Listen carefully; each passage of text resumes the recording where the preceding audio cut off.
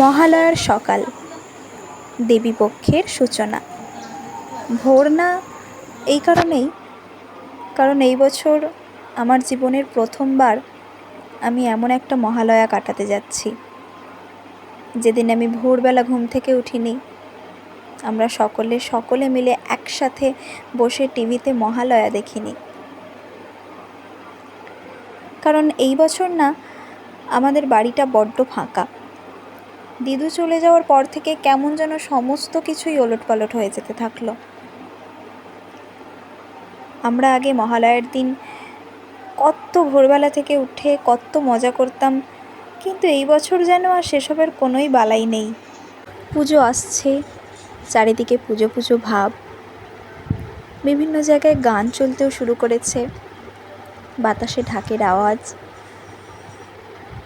কিন্তু সেই পুজোর সেই উৎসাহটা যেন এইবার আর নেই। কেমন জানি ওই হচ্ছে এরকম একটা ব্যাপার, সেই রকম আনন্দটা মন থেকে যেন আসছে না। তো যাই হোক, সকলকে মহালয়ার অনেক অনেক অনেক শুভেচ্ছা। পুজো সকলের খুব ভালো কাটুক এই কামনাই করি। আর আমার চ্যানেলের আরও একটা নতুন ব্লগে আমি সকলকে স্বাগত জানাচ্ছি। সকালে সামান্য একটু জল মিষ্টি খেয়ে আমি এখানে চলে এলাম একটুখানি আবৃত্তিটা নিয়ে বসবো বলে। তো সেরকমই আমি এখানে আবৃত্তির ডায়েরিটা নিয়ে একটুখানি আবৃত্তি করতে বসেও পড়েছিলাম। আমার একটু অভ্যাস রয়েছে যে কোনো পড়াই লিখে লিখে মুখস্থ করা, সেই জন্য আমাকে আবৃত্তিটাও আমি লিখে লিখেই মুখস্থ করতে থাকি। কিছুক্ষণ পর আমার আবৃত্তি মুখস্থ করা শেষ হলো, তারপর আমি একটুখানি আমার নিজস্ব বই খাতা নিয়ে বসে পড়লাম পড়াশোনা করার জন্য। তো পড়াশোনা শেষ করে আমি এখন চলে এসেছি একটুখানি ফেস প্যাক বানাবো বলে। আর এই যে ছোট্ট বাটিটা, এটা মূলত আমি ফেস প্যাক বানানোর জন্যই ব্যবহার করি। আর এখন আমি এর মধ্যে দিয়ে দিচ্ছি একটুখানি চালের গুঁড়ো। এবার আমি ফ্রিজে দেখব যদি লেবু থাকে, তো লেবু আমি এখানে পেয়ে গেছি, যেটাও আমি এখানে ব্যবহার করব। আর আমি এর মধ্যে ব্যবহার করব হচ্ছে একটুখানি মধু। এই যে চালের গুঁড়ো, লেবু, মধু, এটা কিন্তু মুখের জন্য খুবই ভালো, আমি তো খুবই উপকৃত হই।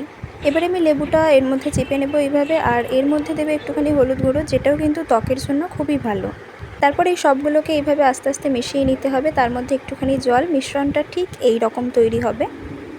এই রকম ফেস প্যাক আপনারা কোনোদিনও মুখে ব্যবহার করেছেন কিনা আমি জানি না, তবে এটা আমার তো খুবই ভালো লাগে। ফেস প্যাকটা হার্ডলি ওই 10-15 মিনিট মতো আমি আমার মুখে রাখি এবং এইভাবে তারপর আয়নাটা সেট করে নিই রান্নাঘরে, এবং তারপর একটা শুকনো কাপড় ভিজিয়ে এইভাবে মুছে নিতে হবে। আর বাস কমপ্লিট হয়ে গেছে। জানি না কতটা চেঞ্জ দেখাচ্ছে এখন। আর তারপর আমি চলে গেলাম স্নান করার জন্য। স্নান কমপ্লিট করে আমি চুলটা একটু আঁচড়িয়ে নিচ্ছি। তারপর এসে দেখলাম ভাই এখানে খেতেও শুরু করে দিয়েছে। দুটো ঝোল কে খাবে? তুই? হ্যাঁ, দুটো ঝোল তুই খাবি? এটা কিসের ঝোল? এটা মাংসের ঝোল। আর এটা কিসের ঝোল? এটা হ্যাঁ মাংসের ঝোল। দুটোই মাংসের ঝোল। তাকাও কেমন লাগে খেতে? ভালো।